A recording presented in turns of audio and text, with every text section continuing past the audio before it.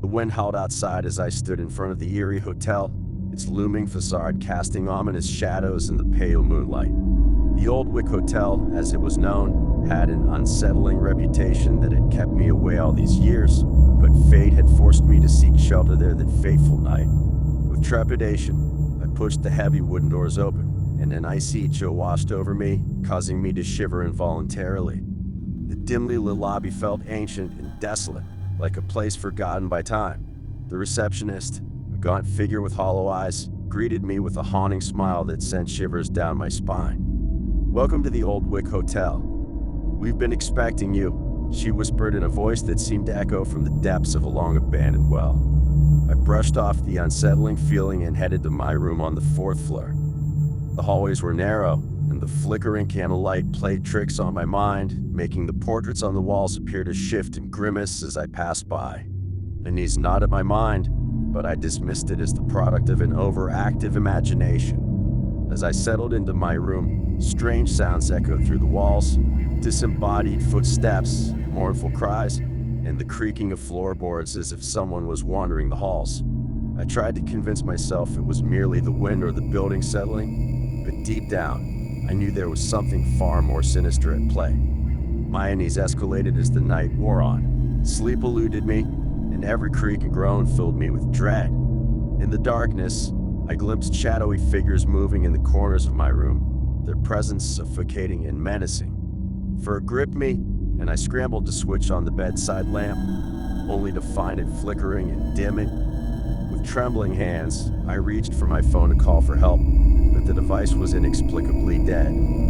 Panic consumed me as the shadows closed in, and I felt a chilling breath on my neck. I turned around, but no one was there. I was trapped in a nightmarish world where reality and nightmare intertwined. Morning finally arrived, and with it, the shadows retreated.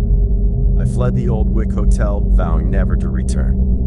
I don't know if it was my imagination playing tricks on me or something far more sinister haunting those halls, but I do know one thing: I'll never forget the terror I experienced in that ghastly place.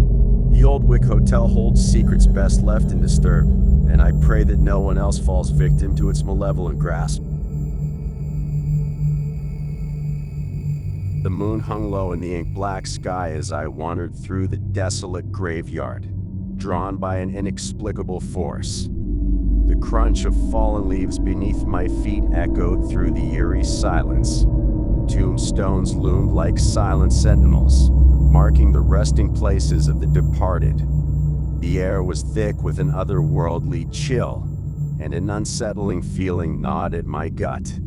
A sense of foreboding washed over me, but I couldn't tear myself away. The graveyard seemed to stretch endlessly, each headstone telling a story of lives long gone. Shadows danced around me, playing tricks on my senses, and the sound of whispering voices sent shivers down my spine. As I explored deeper into the heart of the cemetery, a haunting melody filled the air. It was a mournful tune, like a lament of lost souls calling out from beyond the grave. Fear rooted me to the spot, but curiosity pushed me forward, drawn to the ethereal melody. The moon's pale light illuminated a mausoleum at the far end of the graveyard, its stone walls adorned with eerie carvings. The music emanated from within, growing louder and more haunting with each step I took. With trembling hands, I pushed open the heavy doors of the mausoleum, revealing a sight that would haunt me for eternity. A ghostly figure, clad in tattered white, floated before an ancient tomb, her mournful song reaching a crescendo. The walls pulsed with an otherworldly energy as if the very fabric of reality was unraveling. I tried to flee, but an unseen force held me captive. The apparition turned its hollow eyes towards me, and a chill swept through my body, freezing me in place. Her lament transformed into a blood-curdling scream, and the walls of the mausoleum seemed to close in around me. In a desperate bid for escape, I mustered all my strength and broke free from the spectral grasp. running blindly through the graveyard. I stumbled and fell among the graves. The haunting melody pursued me, echoing through the night, a constant reminder of the malevolent presence that lurked in that cursed place. I never returned to the graveyard after that night, but the memories of the mournful apparition and her haunting melody haunted my dreams. The graveyard held secrets too terrifying to comprehend, and I was forever changed by the encounter with the restless souls that dwelled there. In a small, secluded town, nestled between dense forests and steep mountains, there lies a mysterious mansion with a dark and unsettling past. Legend has it that a powerful and malevolent sorceress once resided there, practicing dark magic and terrorizing the local villagers. Her wicked deeds culminated in a heinous ritual that went awry, leaving her soul trapped within the very walls of the mansion. Years later, a family of 4 moves into the long-abandoned mansion, unaware of its sinister history. The parents, David and Emily, along with their 2 young children, Lily and Ethan, saw it as an opportunity for a fresh start. As they unpacked their belongings, they noticed strange occurrences: flickering lights, doors slamming shut on their own, and eerie whispers echoing through the halls. Initially, they dismissed these events as mere coincidences or tricks of the imagination.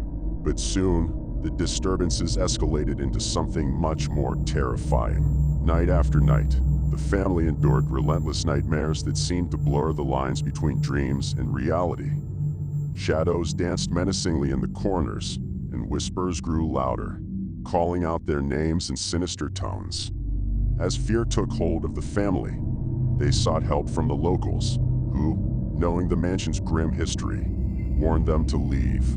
However, financial constraints and the hope that these occurrences could be explained rationally kept them in their haunted home. Desperate to uncover the truth behind these malevolent happenings, David delves into the mansion's past, unearthing the haunting tale of the malevolent sorceress. He learns that the sorceress had cast a dark spell, sacrificing innocent souls to maintain her immortality.